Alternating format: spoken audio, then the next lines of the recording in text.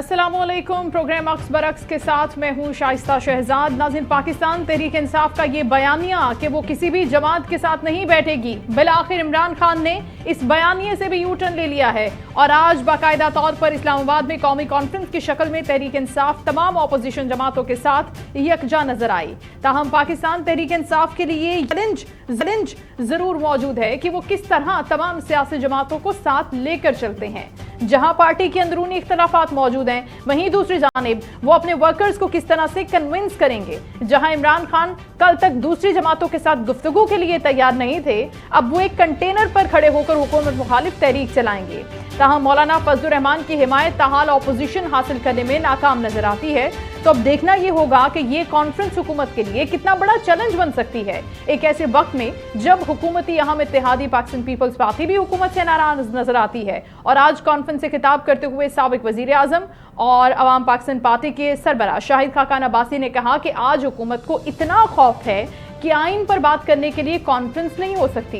क्या मजबूरी है कि आप मुल्क में सियासी इंतशार खत्म करने में नाकाम हैं? जब सियासी जमातें उसूलों से हट जाएं तो मुल्क नहीं चलते। अपोजिशन इत्तेहाद के सरबराह महमूद खान अचकजई ने गुफ्तगू में कहा कि हक मांगने पर इल्जामात लगने शुरू हो जाते हैं। हमारे मुल्क को मिलने वाली आज़ादी के सम्राट नीचे तक नहीं आए। कौमी असम्बली में अपोजिशन लीडर उमर अयूब ने मीडिया से गुफ्तगू में कहा कि जमहूरियत, आइन और कानून की बहाली के लिए सड़कों, पार्लियामेंट और अदालतों में जंग करना होगी। इस वक्त हुकूमत नाम की कोई चीज नहीं, सब कठपुतलियां हैं। उन्होंने दावा किया कि अनकरीब इमरान खान वजीर आजम होंगे। इसी सूरत हाल पर हम बात करेंगे और हम सबसे पहले वेलकम करते हैं पाकिस्तान तहरीक इंसाफ के रहनुमा अहमद उवैस साहब हमें ज्वाइन कर रहे हैं, उनको वेलकम करते हैं। अस्सलाम वालेकुम सर। वालेकुम सलाम। सर, कौमी कॉन्फ्रेंस के हवाले से आगाज में हम आपसे गुफ्तगू करना चाहेंगे। पहला रोज और अब उसकी इजाजत ना मिलना, इस सिस्टम को आगे कैसे बढ़ाएंगे, किस तरीके से ये चलेगी? क्या मतलब, मैं समझा नहीं। सर, आपको आवाज आ रही है? जी आ रही है। सर, इंतजामिया ने कहा है कि जो कल कौमी कॉन्फ्रेंस होने जा रही है उसकी इजाजत नहीं दे सकते। जो दूसरा रोज है कौमी कॉन्फ्रेंस का, आज तो हो गई, एक रोज हो गया, लेकिन कल अगर इजाजत नहीं मिलती तो किस तरह से ये होगी?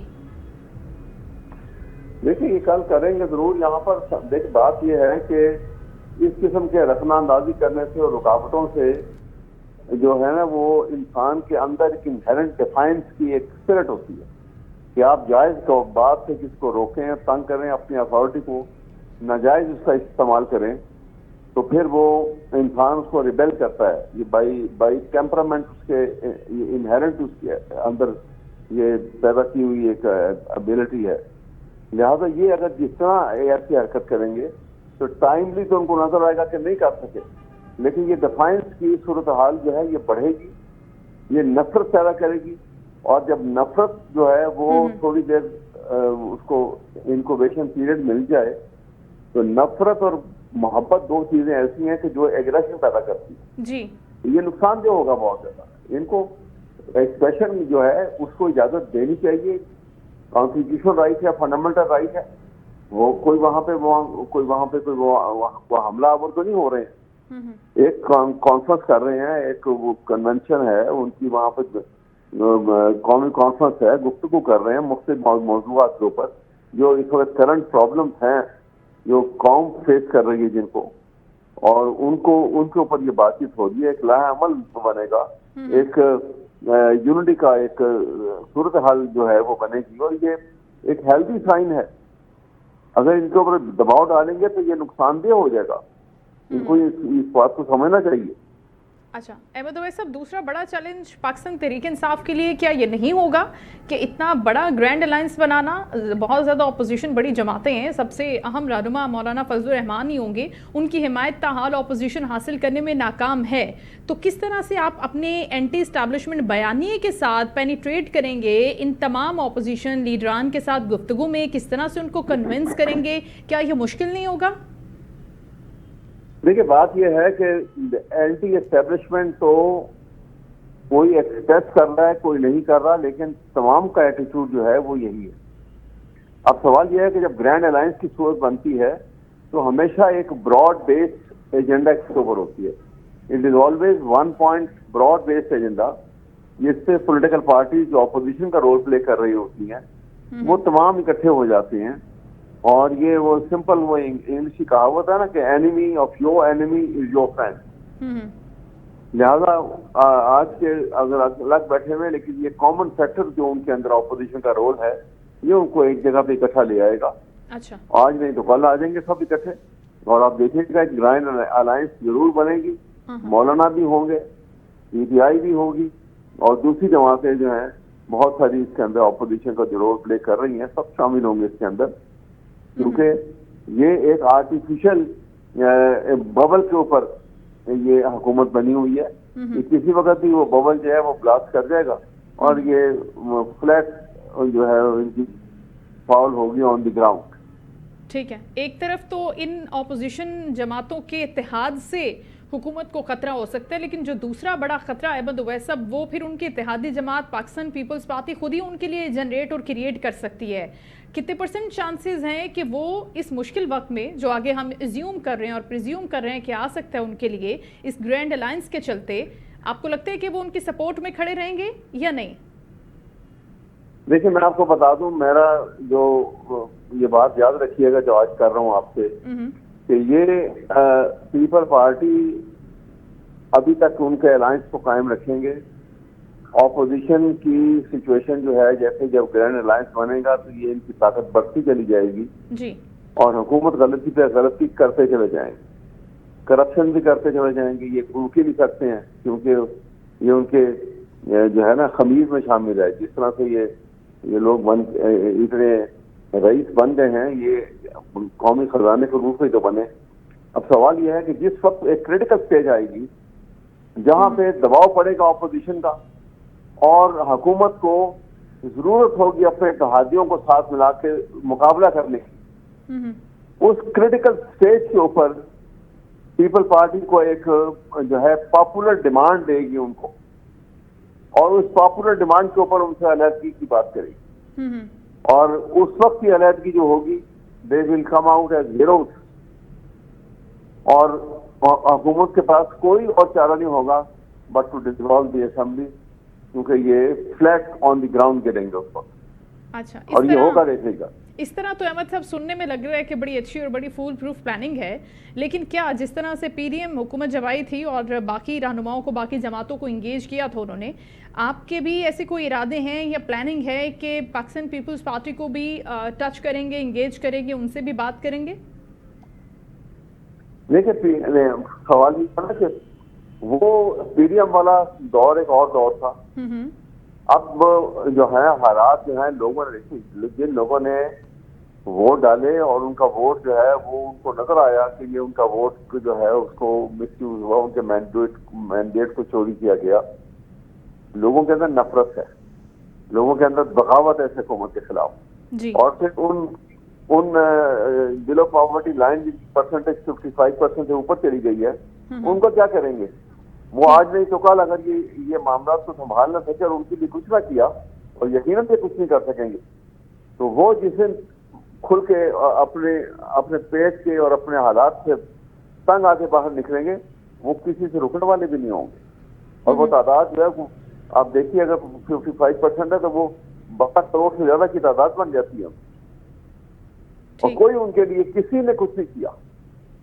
इतने बजट सेशन हुए, सब हुए, ये एक पेपर के ऊपर दिखा दिया कि महंगाई इतनी कम हो गई, इतनी कम हो गई, लेकिन आप और मैं जब जाके मार्केट से कंज्यूमर आइटम लेते हैं जी, तो किसी एक आइटम की कीमत कम नहीं हुई है, बढ़ी है। लेकिन सर, पीटीआई ने भी तो महंगाई के हवाले से अब तक बात नहीं की ना, पार्लियामेंट में अपना वो रोल जो उनको किसी भी हालत में प्ले करना ही चाहिए था। जाहिर है नुमाइंदगान को चूज करके अवाम ने अपने मुंतखब नुमाइंदों को, जाहिर है वो वाला एक रेशो नहीं है, वो वाला हालात, वो सिनेरियो वो डेवलप नहीं हुए, लेकिन कहीं ना कहीं इस चीज़ को हाईलाइट तो करना था ना। वो सिर्फ अपने मसाइल पर बात करते रहे कि पार्टी के मसाइल ये हैं, पाकिस्तान तहरीक इंसाफ के ये हैं। नहीं, देखिए, ये कॉमन मैन का ही मसाइल है, इन पर बात की पार्लियामेंट में लेके चल रही है।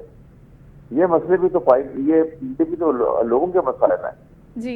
इस वक्त जो हालात बनी हुई है, ये डेस्पोटिज्म, रूल ऑफ लॉ खत्म हो गया मुल्क से। कॉन्स्टिट्यूशन को एक उठा के एक नकारा किताब बना के उसको अलग करके फेंक दिया। रूल ऑफ लॉ की जगह पर रूल ऑफ अथॉरिटी आ गया और डेस्पोटिज्म आ गया।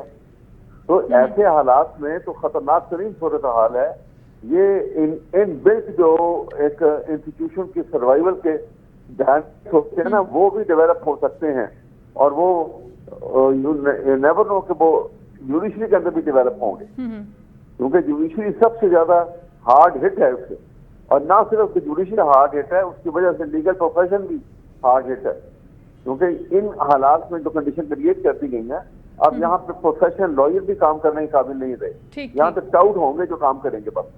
ये हालात है। बहुत शुक्रिया अहमद उवैस साहब, गुफ्तगू कर रहे थे पाकिस्तान तहरीक इंसाफ के सीनियर रहनुमा, उनकी गुफ्तगू आपने सुनी इस प्लानिंग के हवाले से जो पाकिस्तान तहरीक इंसाफ कर रही है ग्रैंड अलायंस के मामले पर और ईद के बाद तहरीक चलाने के हवाले से।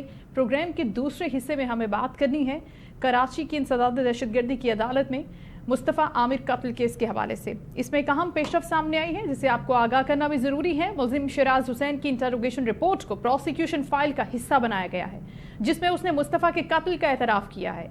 इस रिपोर्ट के मुताबिक 6 जनवरी को मुस्तफ़ा आमिर की कॉल पर मुलजिम शराज हुसैन और अरमगान उसके घर गए, जहां तीनों ने वीड का नशा किया। नशे के बाद मुस्तफ़ा और अरगमान के दरमियान झगड़ा हुआ, जिस पर अरगमान ने अमेरिकन डंडे से मुस्तफ़ा को तशद्दुद का निशाना बनाया। चोटों की शिद्दत के बायस मुस्तफ़ा जख्मी हो गया। बाद अज़ा मुस्तफ़ा को उसकी अपनी गाड़ी की डिग्गी में डालकर बलोचिस्तान ले जाया गया, जहां अरगमान ने गाड़ी को पेट्रोल छिड़क कर आग लगा दी। शराज हुसैन ने एतराफ़ किया कि उसने अरगमान के साथ मिलकर ये घिनौना जुर्म सरअंजाम दिया है और जलाने की जगह की निशानदही भी कर सकता है।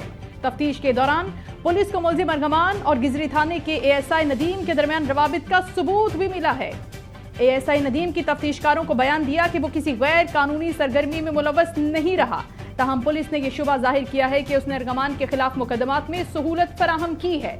पुलिस हुक्काम का कहना है कि मज़ीद तहकीकात के लिए नदीम को दोबारा तलब भी किया जा सकता है।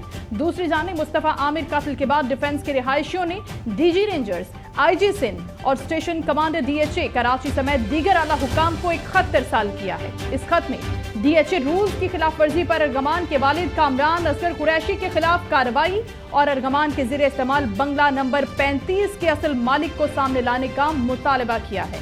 खत के मतन के मुताबिक हालिया वाकयात की वजह से DHA के रिहायशियों को सिक्योरिटी खदशात लाहक हो गए हैं। अरगमान के वालिद कामरान असगर कुरैशी से बंगले को खाली करवाया जाए।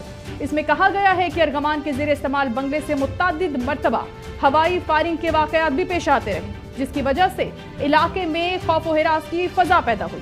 पुलिस को खत लिखे जाने के बाद DIG साउथ असद रजा का मौक़िफ़ सामने आया। DIG साउथ असद रजा के मुताबिक 31 फरवरी को रिहायशियों का एक खत मौसूल हुआ, जिसमें इकदामात शुरू कर दिए हैं। असद रजा ने कहा कि पुलिस और दीगर इदारों की मदद से अरगमान के ज़रिए इस्तेमाल बंगले को खाली करवाया जाएगा। DHA रूल्स की खिलाफ वर्जी पर मुतालिका इदारों से मुशावरत के बाद एक्शन भी लेंगे। इसी सारी सूरत हाल पर हम बात भी करेंगे। केस की प्रोसिक्यूशन के हवाले से भी वजीहा आमिर मरहूम मुस्तफ़ा आमिर की वालदा हमें ज्वाइन कर चुकी हैं शो में, उनको वेलकम करते हैं। अस्सलाम वालेकुम मैडम। वालेकुम सलाम। बहुत शुक्रिया मैडम आपके वक्त का। प्रोसिक्यूशन के हवाले से हम आपसे आगाज़ में बात करना चाहते हैं। जब शुरू में आप आई थी टीवी इंटरव्यूज़ में, बहुत मायूस थी और जो अदालत की जानिब से एक रवैया इख्तियार किया गया, कहा गया कि 30 दिन तक ये मुकदमा नहीं लगेगा, ज़ाहिर है कि डिलेइंग टैक्टिक्स थे या जो भी इसको कहा जाए। अब जिस तरीके से केस आगे बढ़ रहा है और जो आपकी सूरत हाल है, जिस रफ्तार से इस केस पर काम हो रहा है, क्या वो सेटिस्फाइंग है, मुतमईन है, उस पर क्या कहना चाहती हैं आप? जी, मैं तो अनफॉर्चुनेटली ये ज़रूर स्टेट करूंगी कि जब मैं हर स्टेप पे मेरा एक जो है ना वो स्टकअप ज़रूर होती है। जब मैं पुलिस के पास गई थी तब मैं अटक गई थी। जब मैं जज साहब के पास गई ATC में, जब मेरा ये केस लगा अरमगान के रिमांड के लिए, मैं तब अटक गई। ये जज साहब was favouring Armaghan, which was very clear. I don't know why उनको अरमगान के का दुख नजर आ रहा था, उसको वहां पे खड़ी हुई माँ का दुख नजर नहीं आ रहा था, जिसका बच्चा 1.5 महीने से गुम था, जिसकी वजह से अरमगान वहां पे उस सिचुएशन में पहुंचा था। फिर आगे मेरा ये हाई कोर्ट में केस गया, रिमांड का रिवीजन हुआ और आप देख लो मुस्तफ़ा के कातिल सामने आ गए। तो अब फिलहाल मुझे बिल्कुल कॉन्फिडेंस है, because I know higher ups इस पे नज़र रखे हुए हैं, इस पे इसको अपनी ही निगरानी में इसकी प्रोसीडिंग्स का आगे सिलसिला शुरू होगा, तो उम्मीद तो है मुझे। ठीक है, लेकिन इस पूरे प्रोसेस में जिस तरह से आपने वन बाय वन जिक्र किया कि पुलिस का क्या रवैया रहा, एटीसी में जब आप पेश हुई, जज साहब के रिमार्क्स क्या थे, अब जिस रफ्तार से इंटेरोगेशन का प्रोसेस है, जो इसके अंदर मुलव्वस लोग हैं, या फिर एक के बाद एक चीज़ खुलकर सामने आ रही है। शुरू में आपने एक बात की थी कि आपके बच्चे की, यानी कि मुस्तफ़ा की करैक्टर असैसिनेशन भी की गई, किरदार कशी करने की भरपूर कोशिश की गई। वो कौन लोग थे, उनका क्या एजेंडा था, वो क्यों ऐसा कर रहे थे? क्या ये सब सिर्फ और सिर्फ अर्गमान को बचाने की कोशिश थी और एक सोची समझी प्लानिंग और साजिश के तहत हो रहा था? मैडम,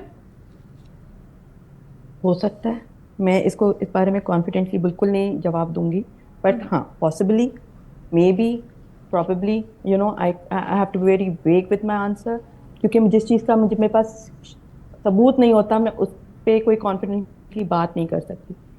हाँ जी, हर वक्त यही बोला जाता था कि बड़ा हैंडीकैप सा केस है, कि आपके बच्चे का जो है गाड़ी में ट्रैकर नहीं है, गाड़ी की नंबर प्लेट नहीं लगी हुई, काले शीशे हैं, और जो सपोजिटली वो बार बार बोल रहे हैं कि जी फ़ोन नॉन पीटीए है, तो फ़ोन नॉन पीटीए भी तो किसी चीज़ से चल रहा था, और मैं उनको बता रही थी कि जी जैज़ डिवाइस से चलता है, जैज़ डिवाइस सिम होती है, it is exactly like the SIM we use in our phone, जिसको वो बिल्कुल ही इस बात को, मतलब किसी चीज़ का नोटिस नहीं ले रहे थे। तो हाँ, उस वक्त बिल्कुल कभी मुझे, लेकिन तब टू बी ऑनेस्ट, अरमगान को नॉमिनेट करना जो मैंने किया, और उस दिन का, उस टाइम का, उस टाइम फ्रेम का, उस गैप का, और आज का करंट में जो सिचुएशन देखती हूँ, जब मुझे सब कहते हैं कि तुमने, उसके पास बहुत पैसा है, वो कुछ भी खरीद सकता है, वो कुछ भी कर सकता है, तो देन आई एम लाइक कि शायद ये वजह हो सकती है जो आप कह रही हैं। तो इसके अलावा वजीहा साहिबा दूसरी कौन सी चीज़ हो सकती है? आप समझती हैं इस चीज़ को बहुत अच्छे से कि एक टाइम तक तो पुलिस इस पर एक्शन लेने को तैयार ही नहीं थी, इसको रजिस्टर्ड करने को, इन्वेस्टिगेट करने को, इवन मुस्तफ़ा के हवाले से वो बिल्कुल भी कोई कार्रवाई करने को तैयार नहीं थे। तो फिर ऐसी कौन सी चीज़ थी अचानक से, जाहिर है वो हमारे नॉलेज में तो नहीं है, जिस पर पुलिस ने एक्शन लिया और फिर पुलिस को बाकी होश आया कि हाँ भाई अब इस पर काम करना है, इस केस पर? वो क्या चीज़ थी? आपको क्या लगता है कि किस तरीके से पुलिस डिपार्टमेंट काम करता है किसी केस के ऊपर? जी, उन लोगों की तरफ से तो कुछ नहीं हुआ था, ये तो रैंसम कॉल आ गई थी, जिसकी वजह से जो है एवीसीसी में मेरा केस सीपीएलसी लेकर चली गई, क्योंकि CPLC was working from day one with me.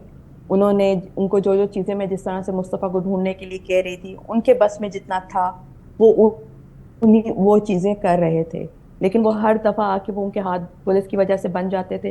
लेकिन जब ये रैंसम कॉल आई और मेरा केस एवीसीसी और सीआईए में शिफ्ट हुआ, सीपीएलसी और फिर एवीसीसी ने मिलके इसको विद इन 10 डेज क्रैक कर लिया और अरमगान लाके मेरे सामने खड़ा कर दिया। अच्छा वजीहा साहिबा, अब क्योंकि इन्वेस्टिगेशन आगे बढ़ रही है और हम डे बाय डे इसमें डेवलपमेंट होती हुई देख रहे हैं, कुछ लड़कियों के नाम भी इसमें सामने आ रहे हैं। जाहिर है आपका बड़ा प्यारा बेटा था मुस्तफ़ा आमिर, तो आप लड़कियां देखिए डायरेक्टली नहीं, लड़कियों को देखिए, जो मेंशन करने का मेरा मकसद, शुरू में नॉमिनेट करने का भी मकसद लड़कियां नहीं थी। ये जो ये जुमा लड़की आई है, इसका मुझे कभी पता भी नहीं था। बहरहाल जिसको मैंने मेंशन किया था, देखिए वो बहुत किसी घर की प्यारी बच्ची है, मुझे बिल्कुल अच्छा नहीं लगा उसको मेंशन करके, लेकिन मैं आपको सिर्फ इतना बता दूं कि उसने किसी को बताया था कि 12 तारीख को, ठीक है, कि मुस्तफ़ा के साथ ये हादसा हो गया है, कि मुस्तफ़ा को, उसको किसी ने बताया है या उसको किसी की कॉल आई है कि मुस्तफ़ा इज़ डेड। तो उस वजह से मैंने उस पुलिस को कहा कि इससे आप पूछें, क्योंकि इतनी बड़ी बात एक वो कह रही है और जो कि सच भी निकली कि मुस्तफ़ा इज़ डेड, तो उससे सवाल करने का हक था पुलिस के पास, उसको ये पूछना चाहिए था बिल्कुल। उससे वो बता देती, वो कुछ नहीं करती, वो सिर्फ ये बता देती। उससे मुझे ये नहीं है कि वो कत्ल में मुलविस है या उसने वो अरमगान की जो है वो राइट हैंड, ऐसा कुछ नहीं है। अरमगान का तो जो के साथ जो उसका कंप्लिस था वो तो शिराज था, जिसने लड़की को एक दिन पहले तशद्दुद होते हुए बचा लिया, लेकिन मुस्तफ़ा को नहीं बचाया, क्योंकि ये इनका प्लान था ना, जो उन्होंने मुस्तफ़ा के साथ किया, ये इनका प्री प्लान्ड चीज़ थी कि वो उसमें जो आगे बढ़ा नहीं मुस्तफ़ा को बचाने के लिए, अरमगान को रोकने के लिए। ठीक है, जिस तरह से मैडम आपने जिक्र किया शिराज का और उस लड़की का भी जिसके इल्म में था ये, और उस वक्त तक आपको ज़ाहिर है कुछ नहीं पता था मुस्तफ़ा के हवाले से, और आप पुलिस से मदद ले रही थी कि मुस्तफ़ा का पता चले कि मुस्तफ़ा कहाँ है। आप क्या समझती हैं कि अभी भी कुछ ऐसे हिडन कैरेक्टर्स मौजूद होंगे इस केस के अंदर जिन पर पुलिस को मज़ीद इन्वेस्टिगेट करना चाहिए और उनको सामने आना चाहिए? क्योंकि अगर शराज ने उसकी जान नहीं बचाई और वो उस पूरे प्रोसेस में, पूरे इस एपिसोड के अंदर उसके साथ रहा अरमगान के साथ, तो वो भी फिर इक्वली उसने भी तो जुर्म किया ना उसके साथ ही। और अगर वो लड़की इन्वॉल्व है, एग्जैक्टली जी। So what do you think कि अभी कुछ और लोग भी हैं इस केस के अंदर, या बस यही लोग हैं जो अब तक सामने आए नहीं, हैं? देखिए लड़की इन्वॉल्व नहीं है, लड़की इन्वॉल्व नहीं है, प्लीज लेट मी क्लियर, लड़की इन्वॉल्व नहीं है, but she knows, but she knew, that's what I meant. Again मैं ये बात क्लियर कर रही हूँ कि लड़की को पता था जरूर, लेकिन उसकी कोई डायरेक्ट इन्वॉल्वमेंट अभी तक सामने नहीं आई। तो ऑफकोर्स ये, क्योंकि इतना ऑनेस्टली CPLC और AVCC मेरी मुस्तफ़ा के लिए जो अरमगान से तफ्तीश कर रहा है उसमें ये चीज़ जाहिर नहीं हुई, तो मैं इस पर ज़्यादा एम्फेसाइज नहीं करूँगी। और बाकी फैक्टर से देखिए, मुस्तफ़ा का ताल्लुक नहीं है, मुस्तफ़ा के कत्ल का ताल्लुक नहीं है, मुस्तफ़ा का कत्ल का ताल्लुक सिर्फ अरमगान और शहराज से है। मैं इस पे इतना फोकस रहना चाहती हूँ, और मैं बाकियों से भी इतना ही फोकस रहने की रिक्वेस्ट करती हूँ कि आप लोगों के अपने मामला आप प्लीज़ लेटर ऑन निपटा लीजिएगा। ये तो आप लोगों के नाक के नीचे बहुत सालों से होता आया है। मुस्तफ़ा के कत्ल का ताल्लुक इससे नहीं है। आप प्लीज़ मेरे मुस्तफ़ा के कत्ल पे जो कातिल है, जो ब्रूटल मर्डर करके 1.5 महीना इतनी हमारी इंटेलिजेंस को पागल बना के छुपा बैठा था, मतलब इतना इसको सीरियसली लिया जाए। क्योंकि देखिए, मेरा नुकसान जो होना था वो तो इसके मरने से भी पूरा नहीं होगा, इसको सज़ा मिलने से भी पूरा नहीं होगा, किसी भी चीज़ से पूरा नहीं होगा, लेकिन कम से कम इसके बाहर आने से किसी और का नुकसान मैं अपनी किसी और बच्चे का नुकसान नहीं होगा। जी, और किसी बच्चे का, क्योंकि इसकी तो नॉर्मल रूटीन है, वो तो जब दिल चाहता है एक दिन एक औरत को मारता है, अगले दिन मेरे बच्चे को मारता है। उससे पहले कौन सी चीज़ें हैं जो हमें दिखाई नहीं दी हैं, जो मिली नहीं हैं, जो नज़र नहीं आई हैं? क्योंकि सपोजिटली एक FIR जो निकली है वो किसी ट्रक वाले को भी इसने मारा है, ठीक है, कोई इसकी मारपीट के बहुत सारे वाक़यात जो हैं वो सामने आए हैं। तो मतलब ये तो एक बहुत नॉर्मल रूटीन से करने वाला आदमी है, तो इसका तो बाहर आना बिल्कुल नहीं बनता। ये जानवर है, ये बहुत सिक माइंडेड इंसान है, जिसका मुझे मतलब जिसके लिए मैं चाहती हूँ कि वो उस तकलीफ से मरे जिस तरह से उसने मेरे बच्चे को तकलीफें दी हैं। मेरे बच्चे का कोई कसूर नहीं था। ठीक है, आप वजीहा बिल्कुल दुरुस्त फरमा रही हैं, लेकिन जब शुरू में मुस्तफ़ा ने कभी आपसे ज़िक्र किया हो अरमगान के बारे में, उसकी एक्टिविटीज़ के बारे में, आपको थोड़ा सा भी इल्म हुआ हो, पता हो कि ज़ाहिर इसकी सिटिंग्स हैं, जिस तरह से आपने पहले भी कहा कि DHA में ये लोग बैठते थे और वो रोब झाड़ता था अपने गार्ड्स का, अपने पैसे का या अपनी गाड़ी का, तो कभी मुस्तफ़ा से गुफ्तगू हुई हो इस लड़के के बारे में कि भाई आप इससे दूर रहें, ये अच्छा नहीं है, या कोई इस इंटरेक्शन के बारे में आपकी? नहीं जी, मेरी इस सिलसिले में कभी मुस्तफ़ा से गुफ्तगू नहीं हुई। दैट मीन्स कि ये मुस्तफ़ा का कोई ख़ास अच्छा दोस्त नहीं था, क्योंकि मेरे पास मुस्तफ़ा के तमाम दोस्तों के, तमाम लड़कियों दोस्तों के फ़ोन नंबर्स हैं। उन्हीं के तो ज़रिए मैं 6 की रात से लेके 7 की दोपहर तक रोडों पे घूम रही थी। इवन जब मैं FIR कटाने गई तब भी मुस्तफ़ा के दोस्त ही मेरे साथ गए थे, ठीक है। तो उन जो इसके अच्छे दोस्त थे उनसे मैं अवेयर थी। और आप ये बात ज़रूर नोट कीजिएगा कि ये दोस्त नहीं था, तभी सबने इस पे पॉइंटेशन मेरी करवाई, मेरा ध्यान इस पे सबके कहने पर ही शक गया, और वो शक बिल्कुल सही था। मतलब he was not a friend, he was never a friend, वो कभी दोस्त नहीं था। दैट मीन्स कि अगर किसी से जान पहचान ना, वो दोस्ती नहीं होती है। बिल्कुल बिल्कुल, और बहुत से लोगों से मिलते हैं आप डेली बेसिस पर, आपका इंटरेक्शन होता है। मतलब क्या इस तरह का कत्ल, जी, तब तो उसका नाम मैं नहीं नॉमिनेट नहीं करती। अगर दोस्त होता तो वो भी बाकी दोस्तों की तरह आके मेरे से मिलता, आके मेरे साथ कोई मेरी हेल्प करता, जिस तरह बाकी अपने तौर पर किसी ना किसी तरह मुस्तफ़ा को ढूंढने में हेल्प कर रहे थे। ये तो साफ साफ बोलता था मैं किसी वजूहात की वजह से मैं मिलने नहीं आ सकता हूँ। हर दफ़ा he had an excuse, every time he had an excuse. 24 तारीख को जब मेरी इससे लड़ाई हुई, जब इसको पता चला कि ये मेरी सस्पेक्ट लिस्ट में है, तो उस दिन से जब रैंसम कॉल शुरू हुई तो फिर भी मेरा ध्यान इससे नहीं हटा था। मैंने साफ साफ बोला था, मुझे अभी तक अपनी स्टेटमेंट वो याद है कि मुझे ये बड़ी अजीब सी रैंसम कॉल लगी है जिसमें मैं अपने बच्चे का सबूत मांग रही हूँ और उसके पास मेरे बच्चे के लिए देने के लिए सबूत नहीं है। आप ABCC और CPLC को मैंने कहा कि जिस तरह से आप पहले मुस्तफ़ा को ढूंढ रहे थे, kindly don't stop that, keep looking for him.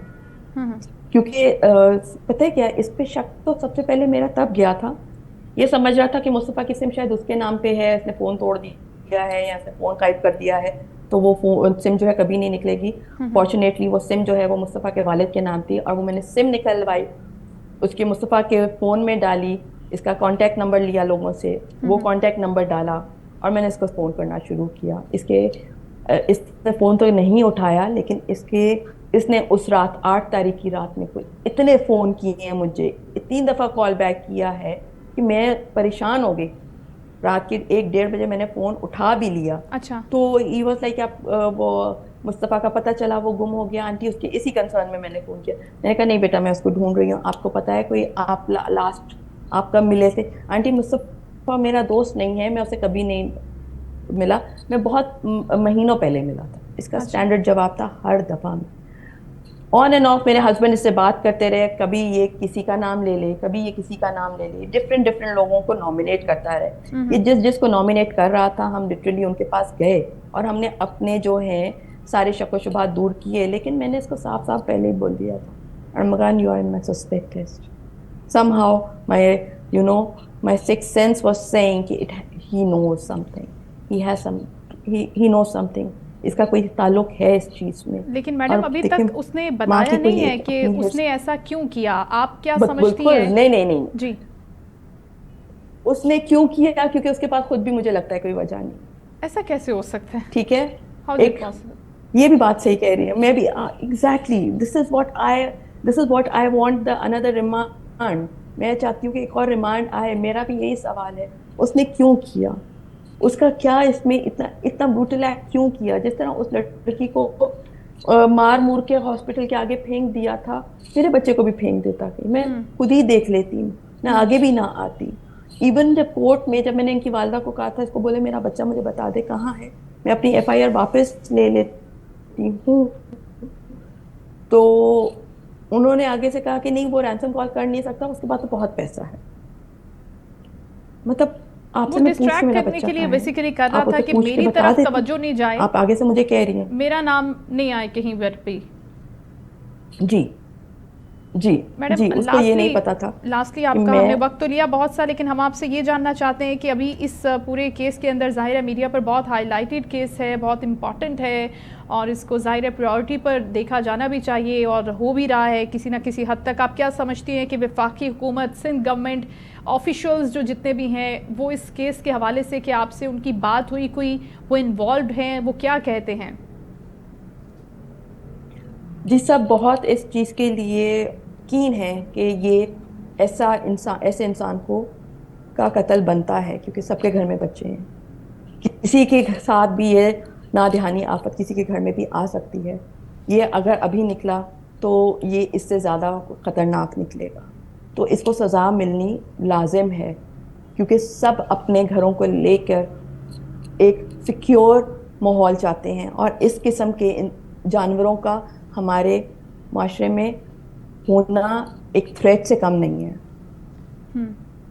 बिल्कुल ठीक, बहुत शुक्रिया वजीहा तो आमिर साहिबा, हमें अल्लाह पाक मदद कर दे। जी आमीन, हम आपके लिए दुआगो हैं और अल्लाह करे कि ऐसा ही हो जिस तरीके से आप चाहती हैं, जो आप चाहती हैं कि जिस तरह से आपको इंसाफ मिले, जितना तेज़ी से मिले, आपके लिए सब दुआगो हैं। किसी के बच्चे के साथ, किसी के साथ भी ज़्यादती नहीं होनी चाहिए, लेकिन इंसाफ के जो पैरामीटर्स हैं उनको ज़रूर फॉलो किया जाना चाहिए। बहुत शुक्रिया आपने हमें वक्त दिया, गुफ्तगू की इस केस के हवाले से। मुस्तफ़ा आमिर की वालदा हमसे बात कर रही थी और इस केस के हवाले से वो यही कह रही थी कि अब हम यही चाहते हैं कि हमें जल्द अज जल्द इंसाफ मिले और जिस तरीके से मुस्तफ़ा आमिर को कत्ल किया गया है वो बहुत ही अदनाक एक वाक़या है, लेकिन अब चाहिए इदारों को भी और गवर्नमेंट ऑफिशियल्स भी अगर इसके अंदर इन्वॉल्व हैं कि वो इस केस पर ज़रूर अपनी एक प्रायोरिटी लगाएं और इसको हल करें। ब्रेक का वक्त हुआ, शो भी ब्रेक के बाद हाजिर।